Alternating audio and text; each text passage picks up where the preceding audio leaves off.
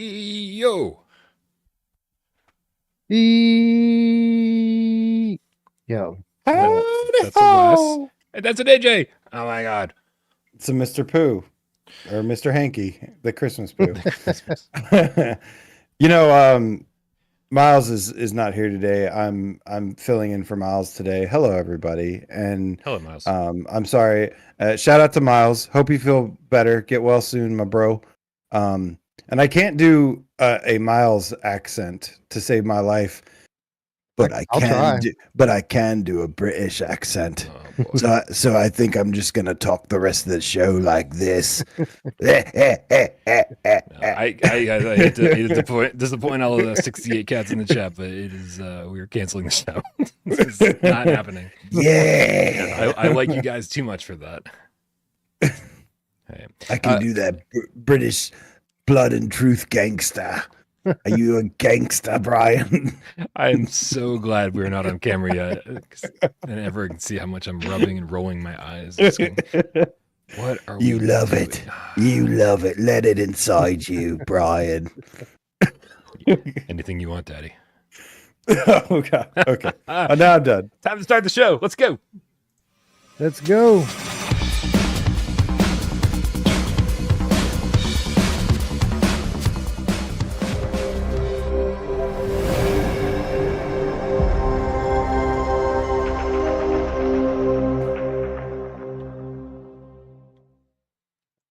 This is that British or a pirate? Good question, Random Toxie. I saw that too. I had me thinking about it. I was like, "That's a good point. Aren't all pirates British?" Oh, I think so. At least speak with a British accent. Well, most of them are actually from Somalia, but I digress. Well, yeah, that's a topic for another day. This is PSVR GAMESCAST Live. We film live every single West Day, but soon to be Monday, West Day, and Two Wise Friday all over again. I know you missed it. We missed it too. Why am I talking like a pirate? I gotta stop that. Okay, we're not gonna do that anymore. My name is Brian Paul from this channel right here, and joining me this week, yes, in place of Miles, it is AJ from the Underground PSVR Underground. AJ, what's up? What is up, Brian? What is up, Wesley? What is up, Game Cats? Happy West J. So good to see you guys. You smell that? You smell that? It smells like VR season is open, baby. No, it really does. After a long summer of the drought of non-VR releases, things are really kicking off now. Last week we had Snow Scout, which was cool. And then now this week we get to talk about a game that I wasn't even really it wasn't really on my radar until the kind of leaks happened. And then it was announced. And then I got really excited. I'm like, whoa, this could actually be a really big one for us. So I'm really excited to deep dive into this one today. And yeah, man, all is good in the hood. And on the far right-hand side of the screen, it's Wes Dillon from Virtual Strangers. What's up, Wes? What's up, Brian? What's up, AJ? Just taking my weekly Wednesday break to come over here and talk VR with you and the cats. Excellent. Same old. I have not been keeping up with Virtual Strangers. I have not been keeping up with the Underground. What's been going on the channels over there, guys? Well, I lost my Ruuts. Ruuts is gone. He's on break. He's not gone forever, but he's taking an extended hiatus. His enthusiasm has been lacking for about the last year or maybe even longer. And that's, I'm sure, been strikingly obvious to anyone who's been watching the shows. And he just doesn't like being that guy, right? He doesn't like being negative on everything and crapping on all the stuff that we love. And he just was feeling really burnt out and says, I need a break. So I said, well, take it. Take your break. So now I feel your pain, Brian. I'm producing everything. I'm doing it all myself. And it's a lot of work. Yeah, it makes the show way less fun. When I get to go on your show and just like put my feet up and talk, it's like, oh, this is beautiful. We all need a Ruuts. Shout out to Ruuts. I do love Ruuts, and I love, even though I can understand his position of not wanting to go up there and mope and be negative all the time, I do love listening to him because oftentimes he says how I'm feeling about many things, and it's like it just feels good to have somebody complaining about some of the same things that you have gripes about. Oh, we missed him yesterday. We were talking about pools VR, Nice. and it was just like, man, if Roots were here, what he would be saying about this water room simulator. Oh god. You know, Yeah, plus it people gives were you calling it. contrast. Mhm. Someone said it was kayak VR with no kayak, which I thought was pretty funny. But yeah, no, we miss Roots. I mean, come on. How can you say that this trailer doesn't look awesome, right? It. I get It looks immersive. I get where he's coming from. We all get where Wes is coming from. We all get where Roots is coming from, and it's some of us have kind of like acclimated to that space and being like, well, this is what VR is, and so don't expect your AAA hybrids to come to PSVR2. You might have to get into the PC side of things to do that, but yeah, I guess Roots kind of never sort of came around and just sort of dealt with the reality, right? He has something else in mind for VR. I think something that we all started in that place. We all said, "Oh man!" Like back in 2016 or earlier, we're like, every game's going to come to VR. And then when it didn't, I think some of us were like, "Well, this is what it is." And some of us were like, "This still blows," and like understandably, right? Like that is the mentality. I think like under any kind of like positive veneer that like me or anybody else has, there is always going to be a Roots underneath us all. That sounded fucking real sexual. you know who else like allow me to underneath us all? Yeah, you took the Roots right out of her mouth. We are Roots. No, I wish, in all honesty, though, I wish he would have taken his break in like May and was coming back right now, because now he's going away. He's probably, in all honesty, he'll probably be gone to the 2024 show or something like that. When we're coming into this amazing stretch that's probably going to be the best stretch of VR releases that we've had, at least since the launch of PSVR2.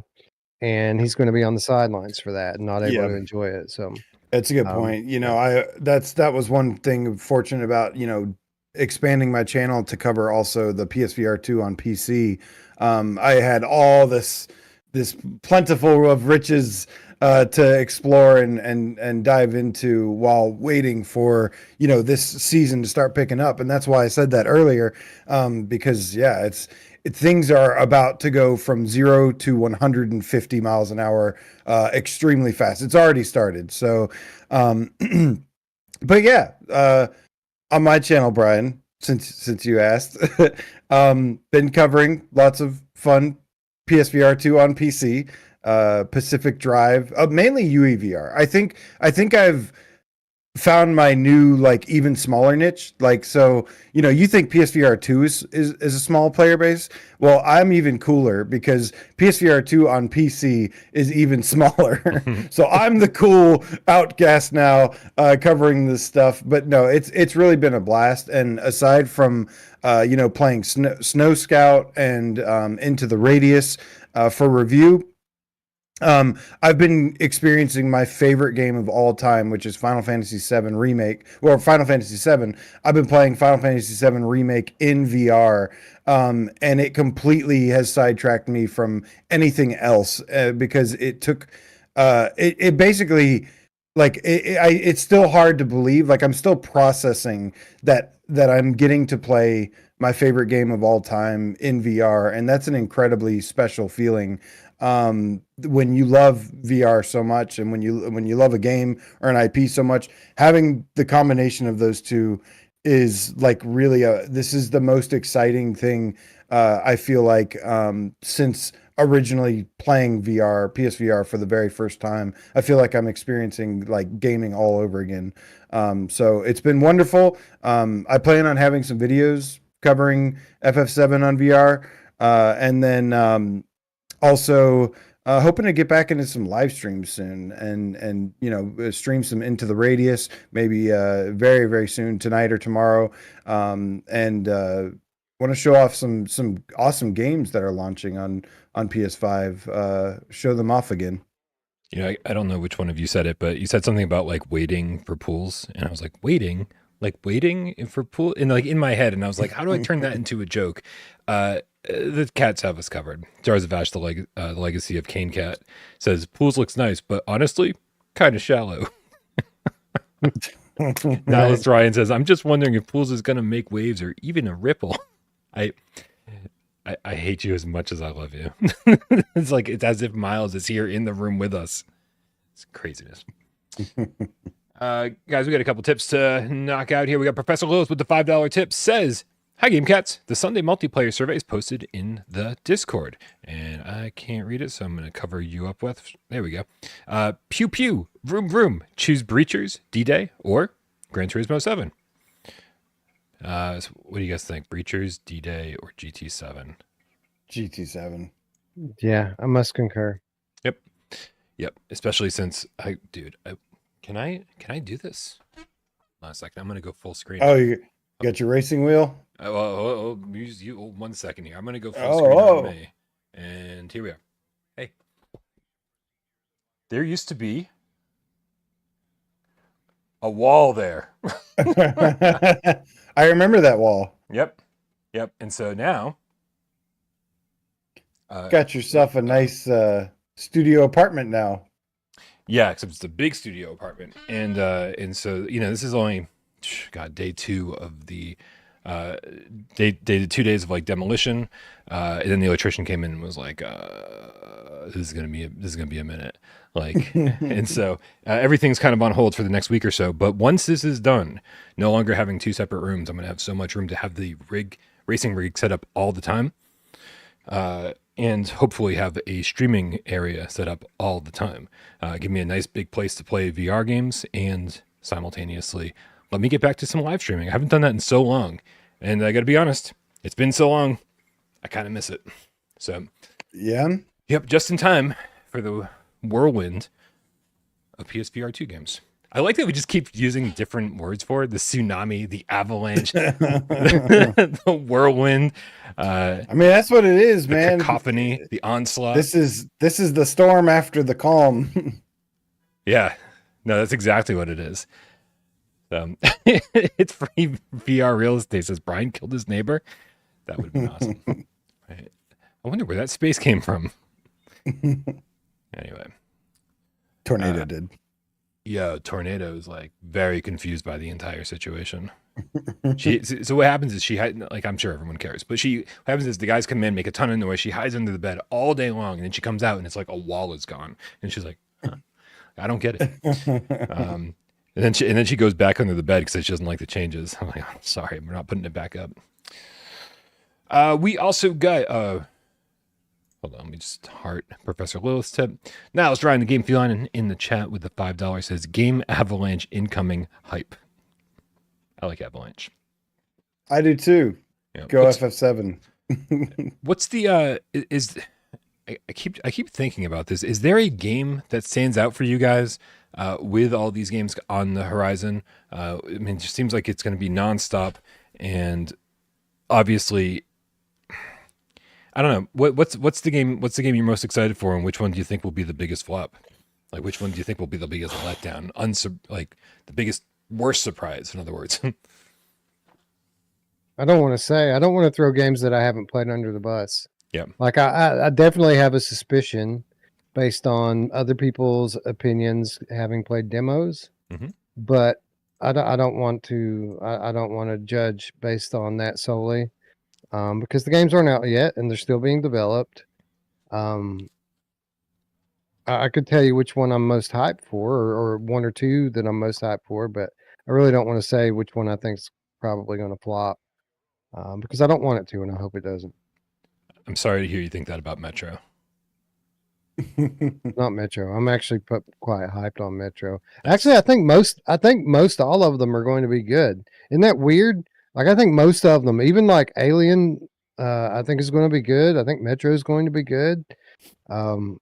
Arcane Age, I think is going to be good. I could keep going and let people do the math, but I'm not going to. I could see Aces of Thunder being surprisingly disappointing.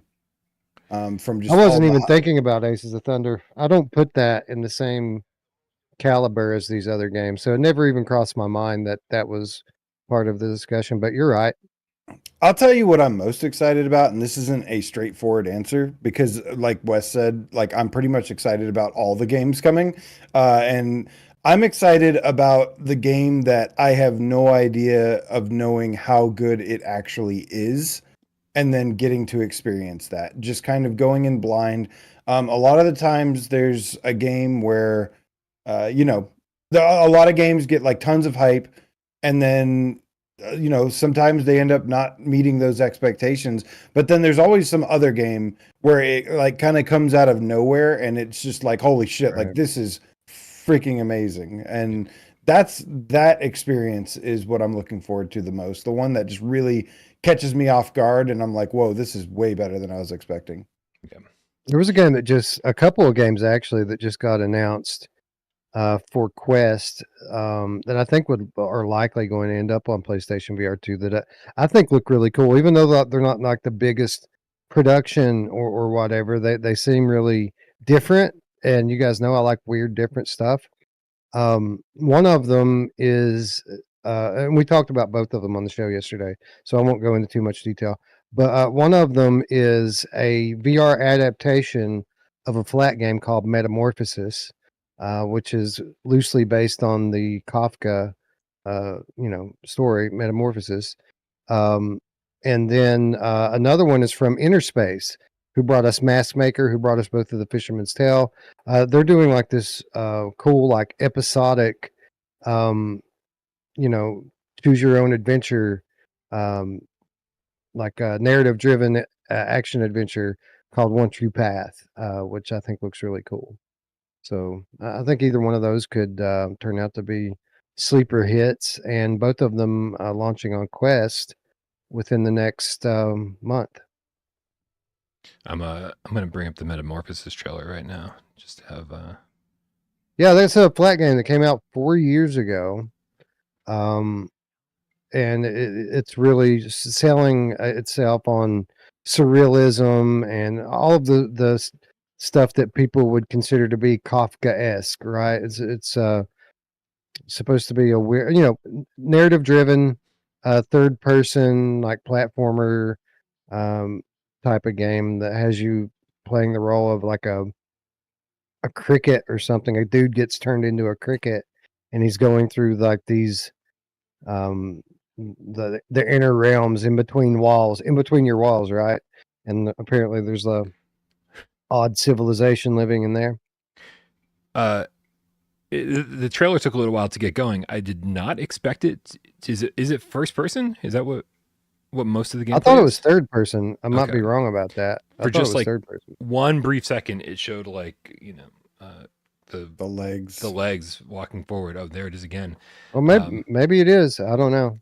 It's showing. It seems like it's showing a lot of cinematics and a lot of environmental and oh yeah, there it is again. Holy shit, dude! I think it might be first person.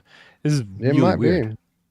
But I don't know. I probably should because again, it's a 4-year-old flat game, so I'm sure the answer's out there somewhere. I just yeah, and like pay that much attention, the I original guess. flat game easily could have been third person, right? And then they're like, oh, in VR, we're gonna like make it more immersive. That's true. Very cool though. I've said it before. I'm going to say it again. I feel like it doesn't matter if Alien is good or not. I feel like it is a game that I am going to love, whether it's good or not. Like, regardless of running this channel, I said it earlier in voice chat today, I think. Even if the game came out and I wasn't reviewing VR games and everyone's like, yeah, it's like a 5 or a 6 out of 10. I feel like I'd still really enjoy it. Like, I just want to be in that world. I want to, fight xenomorphs with a shotgun. Like, I want to use the motion detector. I just feel like being in that world I hope Servios isn't listening, right? Because being in that world is going to give me what I want, even if the gameplay isn't awesome. So what I'm trying to say is don't trust my Alien review because I'm going to like it even if it sucks. I'm excited about that one. It looks really good. Yeah. Alien looks really good. And I think the one that, sort of in line of what you were talking about, AJ, was like getting in there and being surprised. Like, it's just I can't wait to see how much Vitruvius has evolved since Shadow Yeah. Legend, right? They've got everything they need at their disposal. Like they are ready to come out of the gate and kill it and be the next studio to be reckoned with. And I'm just really hoping that they've been playing other VR games and keeping up with all the developments and motion and everything else. It looks like they're going to give us what we want, but there's no way to tell bet they until we have. actually play it. I mean, with Shadow Legend, they were ahead of the curve in so many ways. So I bet they still are. I think worst case scenario, yeah. I mean, you get like a lot of those VRAF mechanics where that term literally came from. Mhm. And Thanks, you get a Jeremy. solid game out of it. So yeah, I don't know how high the ceiling is for that one, but I definitely expect it to be like a solid VR entry for sure. Hell yeah. All right, guys, let's tackle a couple more tips, then we'll get to some news stories. Oh, I can't scroll up. What are you going to do? We've got... Oh, I didn't heart nihilist Ryans. There we go. We got Joey Katz with the level 1 membership says, hopefully EXOcars uses DFR. I think maybe we should talk about EXOcars. Right after we should give a shout out to Sun WTF with the $2 tip says, VR Mageddon. I like it. Storm. Maybe that's the one we should be using instead of cacophony. VR Armageddon. It's very piratey too. It's like it sort of encompasses lots of themes of the day. Piratey episode today. Well, I think I won't like that one then. See, that sounded less pirate, more British. Yeah, I think we're regressing. Damn it. Shit, man. All right. A couple of things have happened since the last time we've done one of these shows. But since Joey Katz sort of segued us into it, how about we talk about some EXOcars? Did you guys see the new trailer and the fact that they are saying it is coming to PSVR2 next month? It's coming in October, which is shocking. It sounds like the other versions were way far ahead and that PSVR2 would get it eventually. But they are saying October. Do you guys see the new trailer? Yes. Yeah. And it looks nice. It looks like it has, some of the things that I wanted to see, which is like a variety of tracks, visually. I like that there's like dirt tracks, desert looking. There's that like street. What are those drains or something? It's called the Terminator 2 track. The Terminator 2 track. Yeah. That's right. And then, but the one thing that, popped out that I wanted to see was like some color too. And I saw for a brief moment, there was like some tropical island looking kind of, track with some palm trees and stuff, simple things like that go a long way for me for that visual variety and just, enjoyment. Yeah, I see now. So it was a bit surprising to me because I knew that this game was being developed by Zocus, which is a very small developer that's done a number of other racing-focused games on Steam. So a bit surprised when you said that this would be coming to PSVR2 next month. I thought it would be next year. Same. Because, as you know, first-time Sony devs typically struggle to get through the process and get it up quickly. But then I noticed at the end of this trailer, they have picked themselves up a publisher, and now it all makes sense. Yeah, their original roadmap was that they would begin like early access in around this time or something, and then like the plan was to like in 3 months, by 3 months, have everything play tested, have it refined, and then prepare for like a PSVR2 launch. But yes, I did notice, like you said, I saw Joyway VR promoting this game, and I was like, Joyway? And then, it turns out they are going the publisher route and are helping or going to try and help this game promote and publish it, and might have expedited that process a little bit. Yeah. I'm torn on the Joyway thing, obviously. Yeah. Stride Fates did not turn out great. However, they were updating it very quickly, at least at launch. What we got for review was, there's tons of aliasing and rough edges everywhere, and it didn't look great visually. It was fine, but not awesome. And then like within a few weeks, it was like, oh damn, like they turned this around. Like, if nothing else, Stride Fates looks really good on PSVR2, right? And they've definitely been updating it, you know, beyond that with better, you know, climbing mechanics and little things here and there. So hopefully they're sharing some of that, you know, the graphical expertise with Zocus, if nothing else. But I feel like we need to sort of set everyone's expectations. And I think you started that really well, Westwood, by saying it's a small team. In the press release, they say, we plan to expand the game throughout late 2024 and into 2025, aiming to create the best off-road racing experience in VR. Updates will include new tracks, vehicles, including a buggy with unique physics and cosmetic upgrades. Seasonal events, tournaments, ongoing balance, and quality of life improvements based on player feedback are also planned. I think when this game comes out, it's going to feel real early access like. 100%. And I think that's why we're suddenly getting it in October and not next year. Because they're like, well, we're just going to hold back on all the content we were trying to get in there and release something that's playable. And then we'll just keep adding to it, which honestly, I'm kind of fine with. I'm okay with that. Because you know why? They said they're adding wheel support for PSVR 2. So did they? Well, that's cool. Yep, it was a big question on everyone's mind, and this will be like the third game that actually supports it. Yeah. You said exactly what I was thinking. Did they confirm that wheel support? Was that confirmed like around the time it was originally announced in like a tweet or something? I was trying to find that information, but like, yeah, somebody tracked it down and found. Now that you mention it, I remember them. I think they just like responded to a tweet and said it. I think that's what it is. But you said exactly what I was thinking was, wow, like this is coming out way sooner than expected. It looks great. I am very excited about this, but I'm more excited about the concept of it. The concept looks really, really fun. But in terms of like content and polish and things like that, I do feel like that's going to be something that's going to kind of improve over time. Mm-hmm. I am expecting a pretty bare bones game at launch for this, but conceptually it looks really, really fun, and I think we all agree that it is a genre and a concept that, you know, we've all been really wanting to see and experience in VR.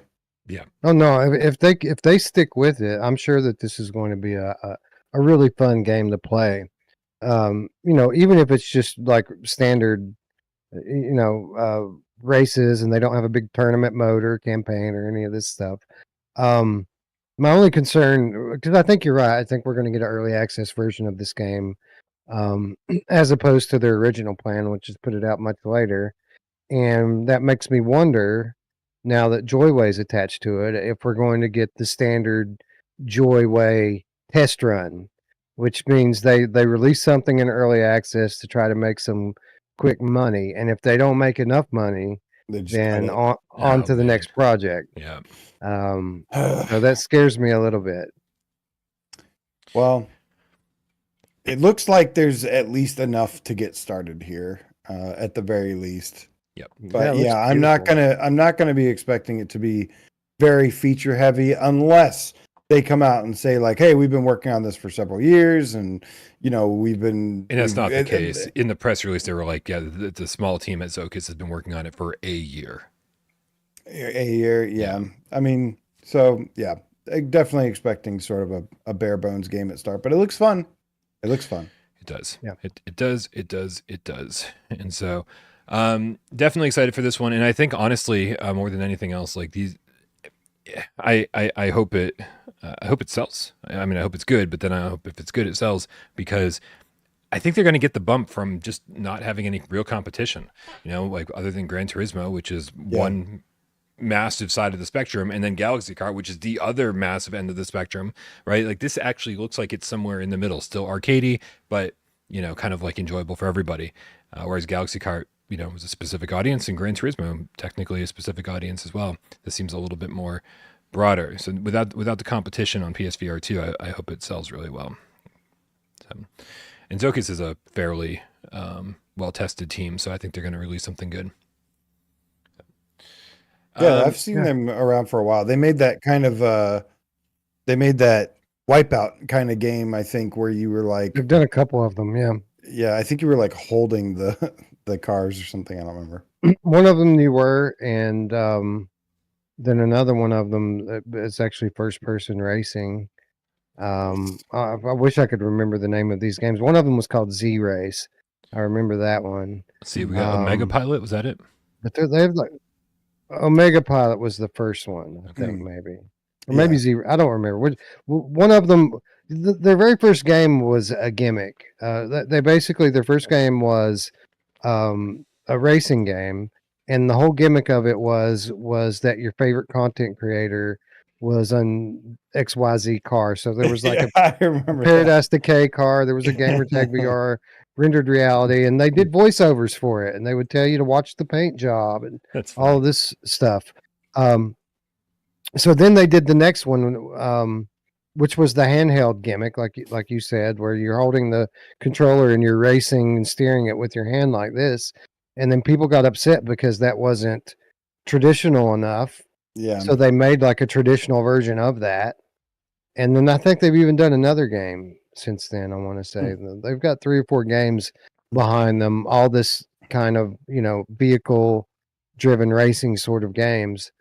So they do have experience, and I think leaning on that experience will probably allow them to kind of cover more ground in developing the same type of game over and over and over again. So even though it's been just a year, they might have been able to put something together pretty decent in a year. Yeah.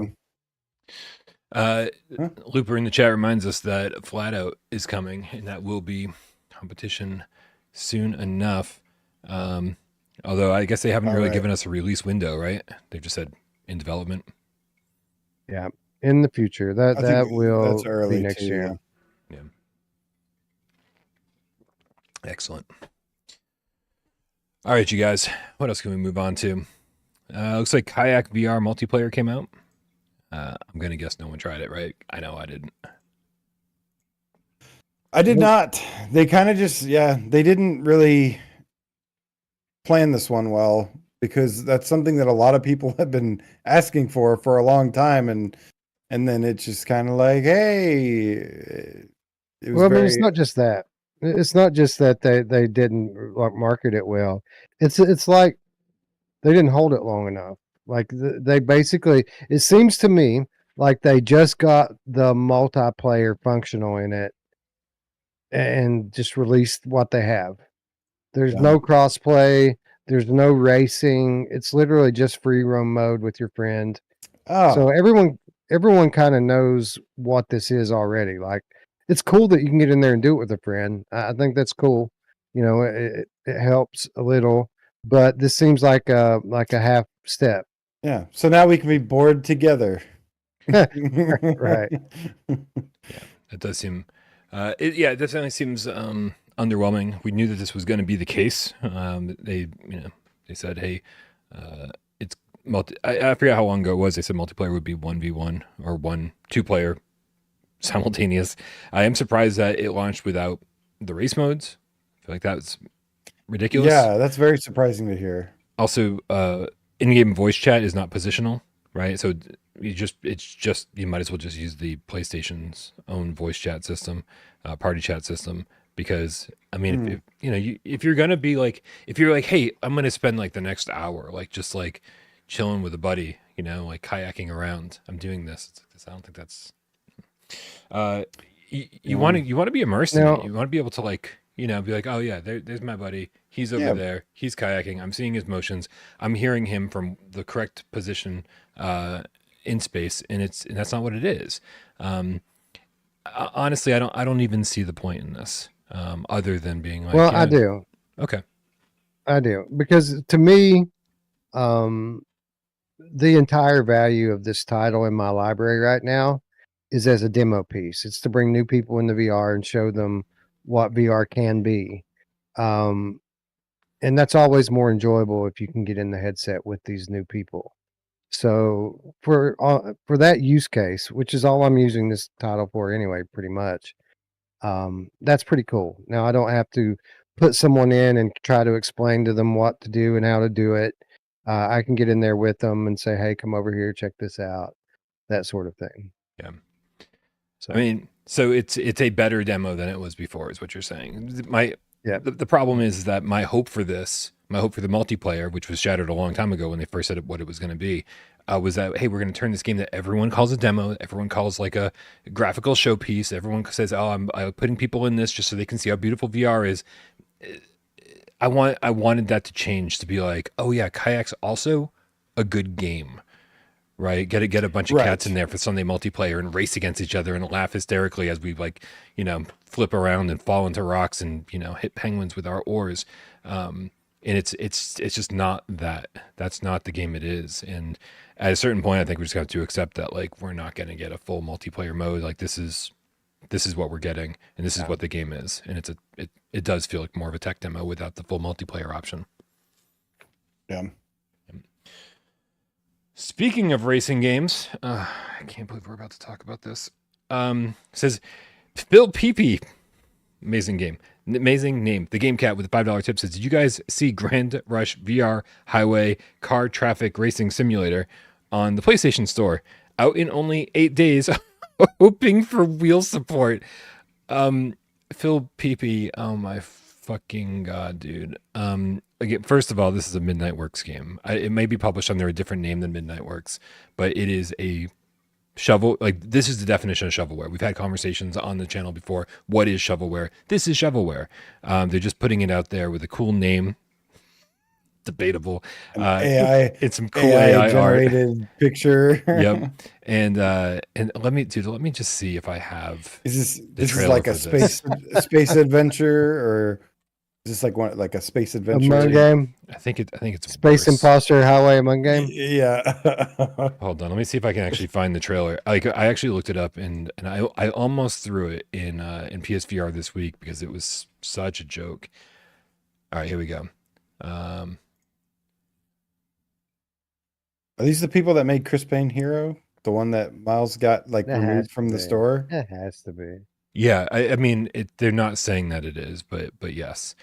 Dude, actually, hold on a second. This is just 15 seconds of gameplay. Let me see if I can't get this downloaded real fast and share it. This looks like it might be better than what I thought it was. What I want to know is does the gameplay look like the art on the PlayStation Store page? Because we always assumed that was just AI generated art. We didn't think that was the game. Right. Is it really called Grand Rush VR Highway Car Traffic Racing Simulator? Yes. That's the full name. And the flat screen version of it is called Grand Rush Highway Car Traffic Racing Simulator. They just this is going to be awful. Here, you know what? So hold on. This might or it's going to be amazing. So this is the first person. This is the first time I've seen first person gameplay footage. This is the actual PlayStation 5 version, I guess. So what it is sort of, I'm going to go full screen here. It sort of looks like an endless runner. Like the streets are just straight and they throw cars on the road as obstacles and you just have to steer around them. So it's more endless runner than anything else. It's like what's that motorcycle game that VR Monkey Armageddon made Racer or Apocalypse Racer? Apocalypse Rider? Yes, that's it. Yep. Yeah. It's like one of those with a car. Yeah. Yeah, it's okay for about 2 minutes. There's multiple 15-second clips of this. Yeah. They're different. And let's see how they're all from like a month ago, and they're all from Mr. Laid Back, which I don't know who that is. And so, yeah, I mean, like, I don't know, like, unless they listen, when Temple Run first came out on cell phones, on smartphones, I was like, I actually got hooked on it. And I was like, this is a lot of fun. So I highly doubt that this is the case, but if they capture the fun of something like that in a first person VR racer. I can see what they're doing here. So you get you get a score. You're right. You go as long as you can until you crash. And you get you earn money for the distance you're able to cover, the top speed that you're able to achieve, how many times you're able to overtake other vehicles, and I would assume, and I would assume that you use that money to upgrade your car, and then you start all over again. Ooh, see, upgrading your car suddenly sounds like something I'm into. I just don't have a lot of faith. Like if this is in fact Midnight Works, You I don't have can a lot of amass a substantial portion of 101,000 in-game currency. Ooh, I'm sold. Yeah, but this is all it is. There's no turns in the road. You're just avoiding other cars. Thus Just the slightly traffic moving to the simulator. left and the right. Right. Right. If it doesn't have wheel support, I am fucking out. If this gets a Brian bite because it's coming out like in the middle of, all the chaos, I will be shocked if it even gets a Brian bite. But hey, I feel like this is something people are interested in. So let me know in the chat if you guys Oh, dude, this guy's done dozens of 15-second clips of this game. Is he Why are they all 15 seconds? I Yeah, don't I know. don't know. Oh, you know what it is? He's just uploading the videos from when he gets trophies because it automatically saves 15 seconds of That's footage exactly when you what get a it is. trophy. Mhm. Interesting. So he's not even like editing shit or picking. Yep. All right. So You're right. what we have here, guys, basically is a trophy guide for Grand This Rush guy VR just hit the Highway Car jackpot Traffic too, by the Simulator. way, Yeah. because he's his videos have 3 views, 8 views, 9 views, 12 views. So like These have like we're talking 300. about him. Yeah. Yeah. He's this. Well, I mean, I felt like he already hit the jackpot by doing this because each of these videos has like a couple hundred, right? So, or is that not the case? Yeah. Almost the Game Cats. The one we're watching has like 600 views. The last one we showed had over 1,000 views. These are only a month old. The Game Cats are very curious about racing games. Those must be the ones that come up in the search bar. Yeah. There are others that have substantially less. Well, again, I don't have high hopes. But if it's like a $3 or $4 game, if it's if it looks good in the headset, if it has wheel support, I mean, I don't know, man. I don't know. I Yeah, hate sure. to, If it has hate all to that, judge. sure. Not gonna have It's wheel not support. none of Get that's out gonna of here with that. Yeah, I know. An optimist is It's all probably of us. it's probably gonna be blurry too. Asia Wrath says, "I'll make a Anyways. trophy guide." All right, everyone go follow Asia Wrath, and we'll go check out his trophy guide. Yeah, the Fenner says, "I'm buying it. Looks cool." All right, well, the verdict's in. We're all wasting our money this month. It's settled. You will have much other things to play. Much other things. Much other things. All right, let's bring up another new trailer here. Just recently got the announcement that Human Fall Flat is coming to VR and PSVR2 specifically. Even better. Either of you guys familiar with this game prior to the VR announcement? Actually, no, and surprisingly, because apparently this adaptation was actually based on a Raikuparta mod. But no, I had no idea that this was even a thing. I've only seen a little bit. I only saw somebody streaming this when it came out because one of our VR community friends had a channel and bought this game, and I watched them play it, and yeah, it looks like how exactly I remember it looked like. But is this VR version supposed to be third person or first person? It's third. It is third person. Yep. Okay, so it's just the same game, just in VR. Which Yeah, and as Wes said, doesn't make a lot of sense to me. But well, as Wes said, Well, the person who made the mod tweeted about it and said, "Oh, like you guys remember me talking about modding Human Fall Flat for VR? Well, the reason I never released it was because Curve Games bought it from me, bought the mod, and essentially that's what we're getting. Probably a modified version of the mod, or Yeah, so what Riot did here was he basically came up with a unique way to control the character with motion controllers, and they're using what they're referring to as kind of like a puppeteer style control, where you're I guess just my guess on how this works is it's going to kind of mimic your movements a little bit with the controllers in a different way than you would be playing it with a gamepad. So that's what the studio bought and developed. it should be good. It might be. I'd imagine this actually is going to be decent, even though it doesn't really look like my cup of tea. I think it might be okay. So I've played a little bit of this. When it first came out, my dad, who has since moved on to like, getting away from PlayStation. At the time, he had gotten into this, like when my niece and nephew were a little younger, and we were playing this on like PlayStation 4. And so I'd come over and he was like, "Have you ever seen this game?" And he was like super excited about it. And it's all physics based, right? You can play 2-player, and apparently you're going to be able to do that in VR as well. And so getting into this co-op and just getting real creative with the physics. You can see it in this trailer right here for the flat screen version, right? Like this guy's breaking a window. He just like broke some jail cell bars with like a big long bar or something like that. I mean, like you get real creative.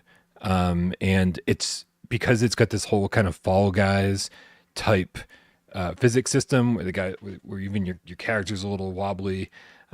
You end up falling to your death quite a bit. And the whole thing is just kind of hilarious. And so when you're playing, I can't imagine wanting to play this by myself, but playing it with a friend and just experimenting and doing silly things and watching each other fall and die and laugh hysterically. I will definitely play this in VR. I think it's going to be a lot of fun. Yeah, I agree. These type of teamwork games, even the ones that are the most simple and basic looking, trying and failing in VR with a friend is often very funny. Yeah, you and Ruuts doing Chain Together, is that what it's called? Yeah, That's that's a great example. Absolutely. Yeah. Also, this is, I really hope this is like setting a precedent. I hope people are paying attention to what, Curve Games, and I can't remember who the developer and publisher are. One's Curve, one's somebody else. But I hope people are paying attention and saying, "Oh, you just bought the mod for this. Now you're going to publish it." Like, it would be great because there's obviously so many great mods out there. There's so many things that are working really well that no breaks games. So again, I still have no idea which is which. I'm guessing Curve is the publisher. Curve is the publisher. That is correct. I just hope it sets some kind of precedent. Like people are paying attention, and hopefully this sells really well in VR. And they go, "Oh, you guys were able to sell your game all over again, and you didn't really put any work into it. You just bought the mod from somebody." That would be fucking awesome. It's just another way forward. Just like flat to VR, it's just another option to get all these games into VR. So, a good first step in the right direction. Yeah, I think we're in a period now, kind of the early onset period of the flat studios that have always assumed that they can't do VR due to technological constraints. Right. They're all realizing now that it's not as resource intensive as they assumed it was, and that it actually is a possibility, and it isn't a ton of work. Like there's work involved with getting these over and getting them polished. But it's doable for a lot of high-end games and stuff like this. Like you'd think almost universally could be translated over, Yeah. And the other thing, proving to these developers, like a lot of them, as you said, some of them think it's resource intensive. Some people think it's just difficult or their game doesn't work in VR. That's not what we made it for and blah, blah, blah. And then I've heard from more developers than you could possibly imagine say, "Oh no, my game would make you sick in VR. There's no way." And I was like, "You have no idea what we're playing over here, do you? Like, have you ever heard of Hellsweeper? Like, really? Like, we're doing like, triple backflips over here in slow motion. And come on. Your game's nothing." Yeah, it's a ridiculous thing. Yeah. All right, guys, we've made these cats wait long enough. I think it's time to talk a little bit about Into the Radius. Heads up, you guys. I've been working on the review all day long, and it has been challenging because I haven't just worked on the review all day long. I've been working on the review for pretty much a week, kind of doing it in segments because I knew it was going to be a big project. Capturing footage that I need and writing about certain things here, and then it's just been it's been way crazier of a review than I expected it to be. It's kind of long.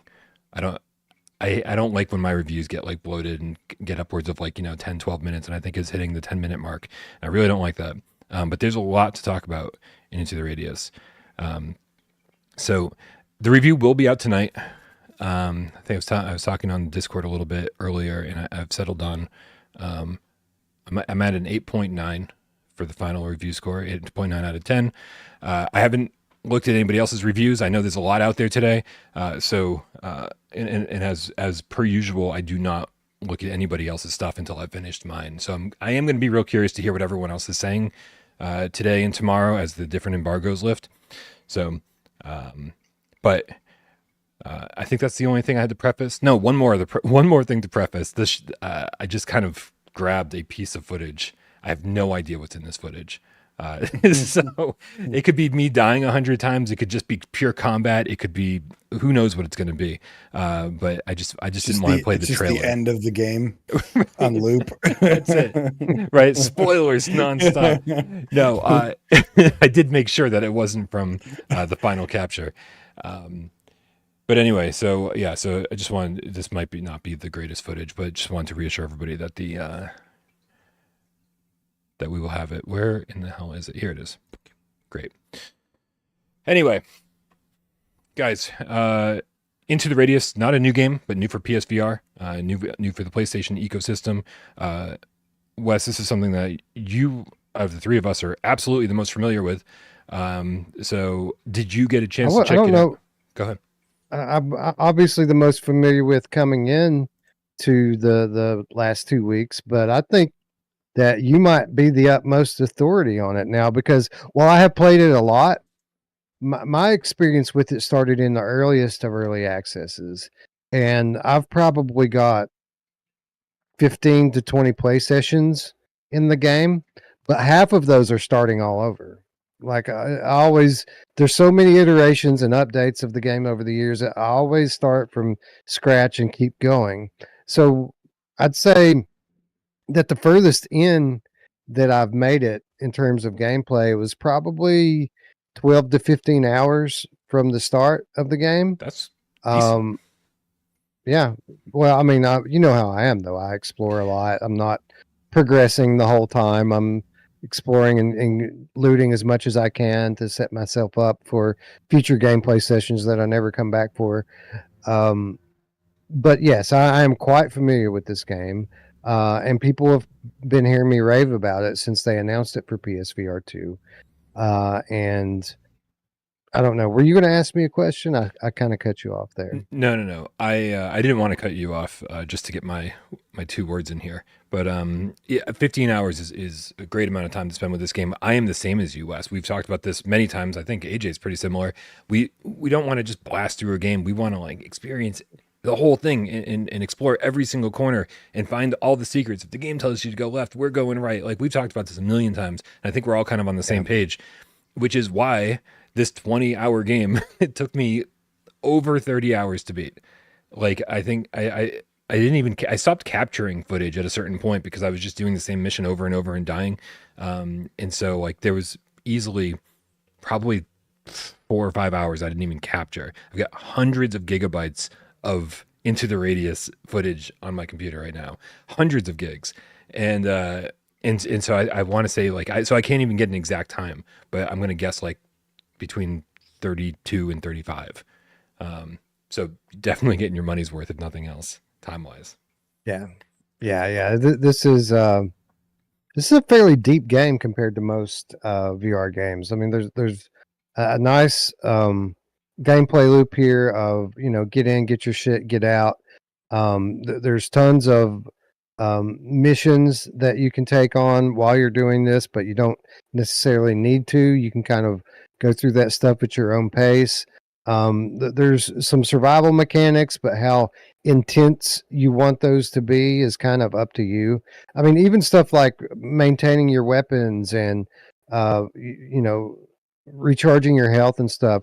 You can spend your money to not have to go the tedious route with all of that, right? You can come back and heal up and have your weapons automatically repaired, which is what I do. I don't take any great joy in cleaning my guns or any of the stuff that they put in here. Same. But that's kind of what I think is good about this game is, you can kind of make it into what you want it to be. You can play it so many different play styles to it. But at the same time, I'm sorry, go ahead. No, I'm sorry. I was just going to say, so yeah, there is a lot of freedom in this game, but at its core, it is basically a story-driven survival shooter. and it's all set in like this post-apocalyptic anomaly zone.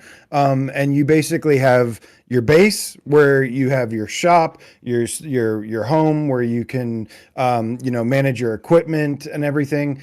And then you can choose missions, and then you go and you venture out into the radius, and it's basically these huge huge maps. It's not open world. It feels open world especially at first, but it's more just like these large maps that have like various like missions that you can go on and do, and you kind of like do whatever you do, and then you come back to base, you sell all your stuff, you turn in your findings for deliveries for your missions. But there's an extremely satisfying game loop, and this game has really impressed me in a lot of ways. Honestly, for some of its mechanics, I don't think it has like as deep of like Saints and Sinners mechanics, except for one thing. This game has the deepest, most manual reloads I have ever seen. This is manual. Like, you guys like manual reloads.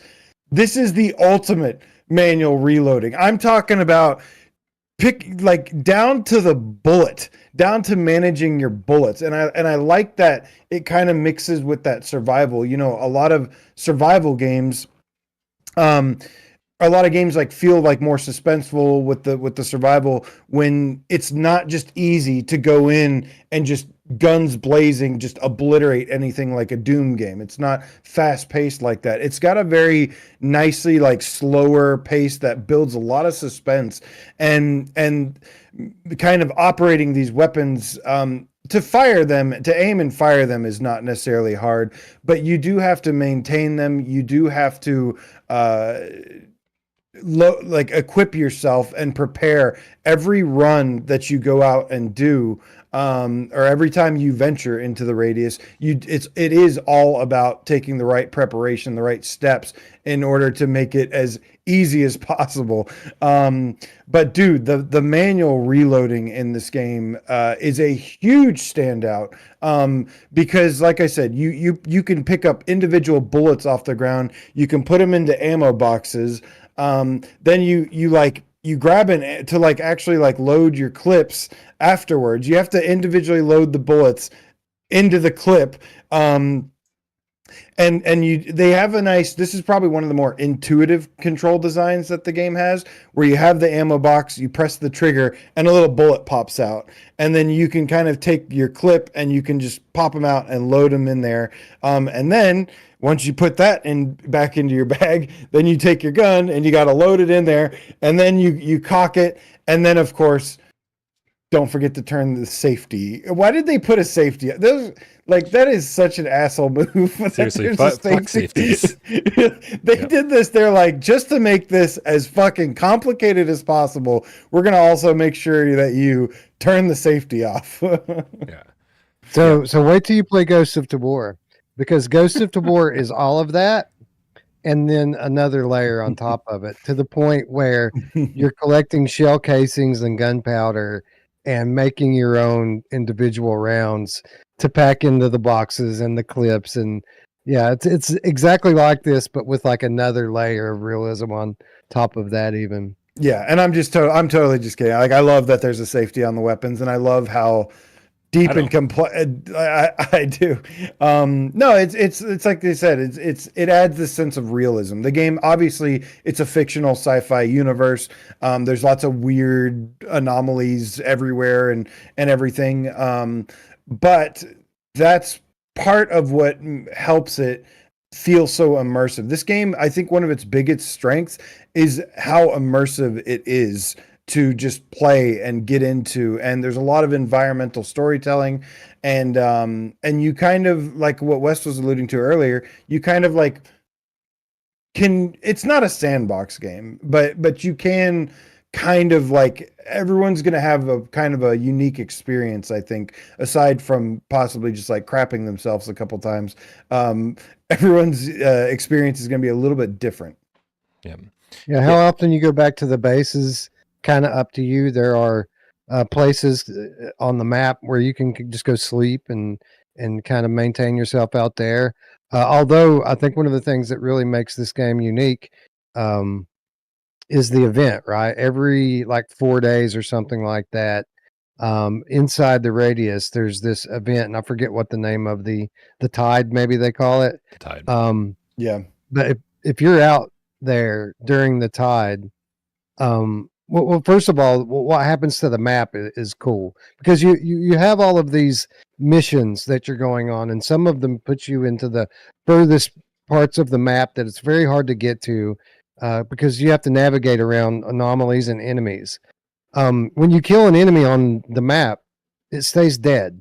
When you find some loot, it stays gone until the tide rolls in. And what the tide does is completely reset all of it. So while on one hand you're exploring and trying to loot the map to the best of your ability, you also at the same time have to keep in mind that you have these missions to do and you want to get them done before the tide rolls in, because when the tide rolls in, everything resets and you have to kill all the enemies again, and maybe you don't have as much ammo as you had before, or resources in general. Anyway, I cut you off again, Brian. I'm sorry. Nope, absolutely not. Brian, TGK2 asks, does it look good in the headset? It does. It does. And maybe it's time to bring up the fidelity versus performance mode. Both modes look good. Both modes look really good. I'm really glad to see this. I think the only other time we've seen this on a PSVR2 game was Alvo, where they said, hey, do you want to play it with 60 reprojected to 120, or do you want to play it in 90 native? And, each has their advantages. So, I mean, obviously the very first thing I did when getting into the radius was checking out the differences. And there will be a side-by-side comparison in the review, obviously. And the reprojection in this is not bad, right? If you're somebody like me who notices reprojection all the time, I think it's as good as you can expect it to be. So still some ghosting, but also it looks really good. The resolution is good in both modes, like very clear, very sharp. What are you gonna say, AJ? I preferred quality mode. I kind of played them back to back, and I didn't notice really much of a difference. But it did seem like quality mode was a little bit better. And let me just say, visually, from the main menu, from the very first time you enter the main menu, were you like, whoa? Like right away, I was actually really impressed with the visuals. And it does look a lot better. One thing I noticed when going over footage is it looks a lot better in the headset than it comes across on the little social screen. Yeah. It looks a little flat and like a little like, I don't know. I do think that the weakest part of the graphics are probably like the lighting and the shadows. They're kind of more like baked in and everything. It seems like they kind of had to strip out some of the shadows. But it does look way better in the headset than it comes off on the social screen output. I agree, but I will disagree on wanting to do the fidelity mode. You guys know me. Like AJ, I feel like I talk about frame rates with AJ, and like he and I like don't see the same things. In this, it is buttery smooth. When you do smooth turning, when you're in the first, when you're in your kind of home base area, it's like they've optimized every single corner of all of this stuff. Even in the first area that you go out and explore, everything moves pretty great. And so like it's really worth doing the performance mode for that. There are frame rate issues in the weirdest places in this game. There's like this abandoned factory that you're in, and you go in, and it's like, so now you're not even seeing the landscape anymore, right? You're seeing mostly walls on every side of you, and there's just a little bit of combat. There's a few extra enemies in there, and like the frame rates drop to single digits, and it doesn't matter which mode you're in. It is. Whoa. I feel like the further you get into the game, the more times you experience these unoptimized areas. So that is definitely something to keep in mind. And like I said, it does happen in both modes. But I'm more than happy to. Kisnell asked, "Is this gameplay recorded in performance or fidelity?" This is all performance. I only probably spent half an hour playing in fidelity mode. It looks they're very close. It is a little bit smoother, but what you said though is the whole reason I put it on quality mode, because you're still experiencing you were still experiencing performance issues in random spots. Yeah. And I think I wasn't really paying attention because it looks fine to me as it was. But I think I noticed a little bit more pop in on the performance mode. Yeah. And I think the pop in and getting like an occasional, I mean, rare, but occasional, little frame hitch or something like frame rate dip. I think that's why I was like, well, screw it. Well, I might as well play it on a quality mode if performance mode still has some of the same, little tiny things. And these are hardly noticeable. I mean, the graphics I think look great. The performance overall has looked great. I have not encountered anything that dropped like how you said that frame rate. No, like nothing to that degree yet. But overall, I would say it looks really, really good. Really good. Now let's run the game Feline in the chat says, I'm guessing it looks like the Quest version in 90 hertz. I'm betting it looks better in 120 repro. I played the Quest 3 version when this first got announced for PSVR2. I think the 90 hertz mode looks even better than the Quest 3 version. I do. I think it plays smoother. I think it works better overall. And so I'm going to go to bat for that. But yeah, it definitely, it's funny.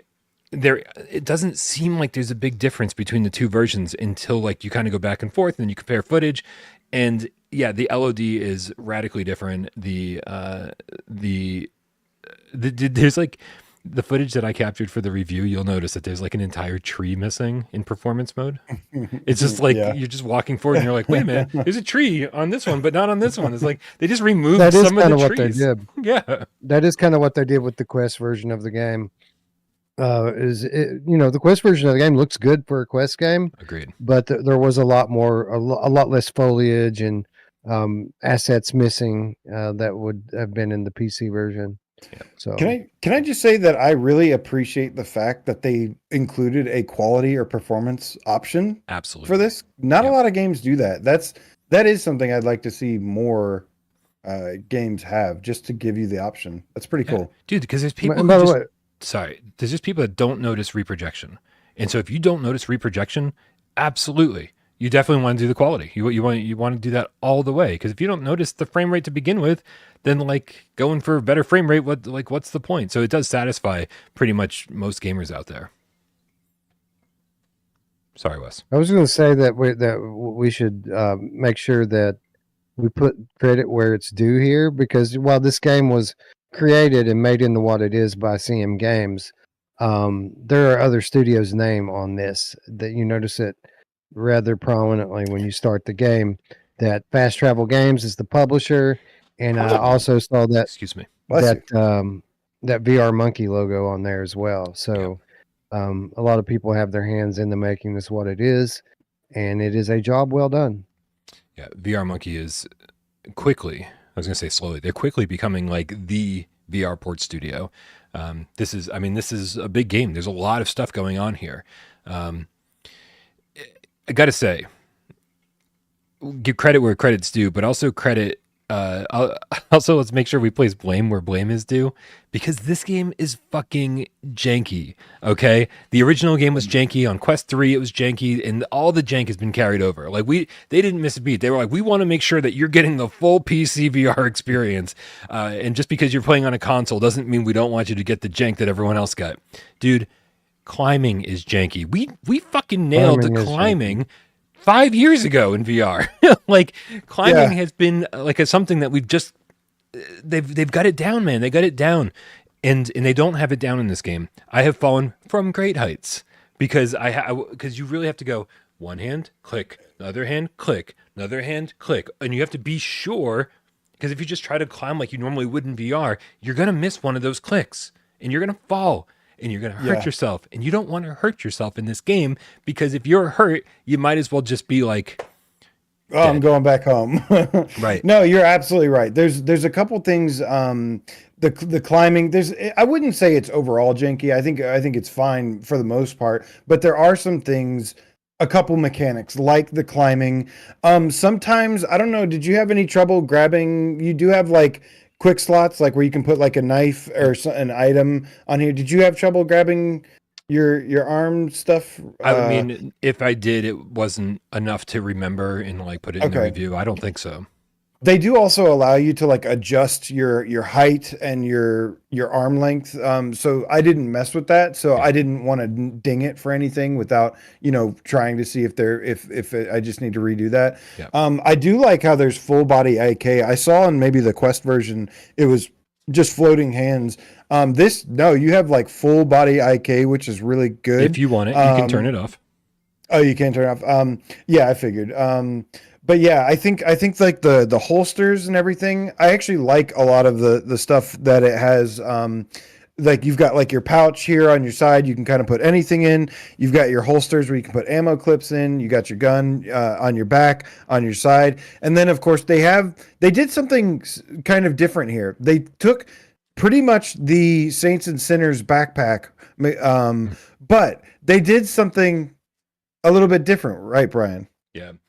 Yeah, I mean, you can jam as much crap as you want. You can stuff so much shit in there. Yeah. It's basically the Saints and Sinners backpack, but there's no like one item slot per thing and like different pages. It's like, no, like they just give you this whole open space, and if you put it in there and if it's just in that space, then you can fit it in there. They do kind of counter this though with a weight system. So like if you put too much in there, like, and it tells you how much weight you're carrying, and if you do put too much in there, it will slow you down. You definitely feel the effects of it. Yeah. But for your stamina meter too. Yeah, I mean, it's like, so suddenly your stamina meter starts dropping and you're like, what's going on here? And you're like, oh crap, I'm just carrying way too much shit with me. Yeah, it's very cool. And like, just like everything else in this game, you sort of do it however you want to. I am a very disorganized person by nature. And so when I'm out there, in the wasteland scavenging, I'm grabbing stuff and just throwing it in my backpack. By the way, another big thing that bugs me is that you pull your backpack off and it'll get stuck here and you'll turn and be like, okay, I gotta grab it again and now bring it in front of me. It's just like this is all part of the jank and it adds up, right? It's not like no one gameplay session is going to be like, oh, that was terrible. But you start adding it all up and like, that's why it didn't crack a 9 for me. Cause it's like a couple of patches and this game will be like awesome. I mean, it already is awesome. It is really awesome, and I totally agree with you. Like I'm personally like up in the high 8s for this, but it's like great, and I think it's a must play if something like this sounds interesting to you. If you like shooters, I think it's more of a shooter than it is survival. Even though it has these survival mechanics, it's not the traditional like Wes, we were saying before the show, you said it's not like green hell. Like you don't have to eat to like manage calories and stay hydrated. It's like, no, you just manage basically your health and then your stamina, and you just eat to replenish stamina. We did speculate that maybe on the higher difficulties that does get a little bit more intense. It definitely does. Yeah. But overall, I think the realism of the gunplay, the guns you can unlock, the attachments, it does have a lot of, like, to its credit, a lot of really immersive mechanics. I mean, honestly, like I said, I haven't been this impressed with a built from the ground up VR games like scope in quite some time in terms of like immersive mechanics since like Saints and Sinners. Now the difference is that this has, like we mentioned, this has some janky stuff where it's not as polished, where Saints and Sinners was like flawless basically. Just on that note, before we move further, so keep that in mind where you're going. Varglesoft asked in the chat, he says, are the cupboards and drawers in those long metal boxes a pain to open like the Quest 3 version? And the answer is yes. That is, again, part of the jank that carries over. And you have to like stand right in front of the stuff you're opening, and you have to grab it at the right angle. And it's just, yeah. Did you switch the buttons? Did you switch the buttons for the grabbing? You mean to use the triggers instead of the grips? Because I think I'm using the triggers. I think I'm playing on the default mode. but it's it made a huge difference. And that's the cool thing about this game too, is it does have options. So if something's clearly not working, which a lot of the default stuff I did not like, and had to change it, there were options. And changing the opening drawers to grip instead of triggers was so much better, because it's like the grip buttons are meant for grabbing. Like that's what they should always be intended for and used for. I get that sometimes it can cause issues having the same button inputs for like multiple functions, but no, it's like gripping is gripping, and that's why it's called a grip button.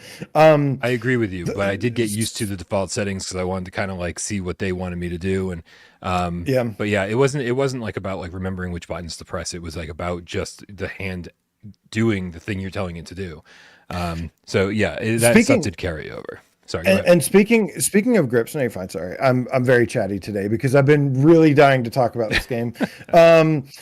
Speaking of grips, I actually this is a feature that people mention a lot of the times, and it's not something I'm usually super interested in, but I actually really like the execution of their grip, like what is it, like the touch to grab feature, where like you don't have to actually press the grip button. If it just uses the sensors, where if your finger is just over something, you'll grab it and pick it up. You like that? This is the first time I've ever liked that, or actually like thought that was like, it works well. But I started to get it. I think for a very, the way the guns handle and grabbing stuff from the backpack, like I actually did like this feature. I will say I didn't care either way. In fact, the first time I played it, I didn't even notice, because I was just, it was never happening when I didn't want it to. So I didn't even notice. And then a different reviewer DM'd me and said, "Hey, are you experiencing this?" And I was like, "I don't think so." Like, and then when I got back in, I paid attention. I was like, "Oh yeah, that is happening. All you have to do is touch the grip and it acts like you have pushed it." And so for this particular reviewer, it was really affecting his enjoyment. And so it didn't bother me in the slightest. I talked to Pedro over there at VR Monkey, and I said, "Hey, did you know that this is a thing?" And he says, "Oh yeah, is it pissing people off?" And I was like, "Apparently some people." And so they, just like everything else, they're putting in an option so it can be whatever you want it to be. Oh, they turned it. Yeah, there already, I thought, was an option. So maybe it already got patched in then. Yeah, they did, because I turned it off and I was like, no, I actually like the grip, the touch to grip feature way more. Nice. Even though I kind of use a combination of both out of reflex and everything, but yeah, it was. I kept kind of like grabbing stuff by accident at first, and I was like, what the heck? I was like, I thought it was just janky at first, but then I found out later that it was the touch to grip, and that's why I thought it was janky at first. But there's definitely a couple other things I want to mention, but I want to make sure we answer everyone's questions too. Well, somebody was saying, go ahead. I saw Jeff Purdue in the chat says, "I probably wouldn't have pre-ordered if I'd watched this first." I hate that. Right. And no, I don't hate you, Jeff. I hate that so frequently we talk about an amazing game, an awesome game, but then we got to like spend this whole time talking about negative aspects, right? Just to give everybody all the information they need and kind of give them, hey, if this is the kind of stuff that bothers you, maybe you should keep that in mind.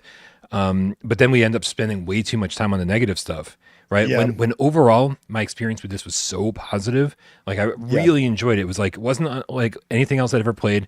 All that stuff. I saw Bambino Ramos in the chat say this is great training for Ghost of Tabor, right? And I couldn't agree more.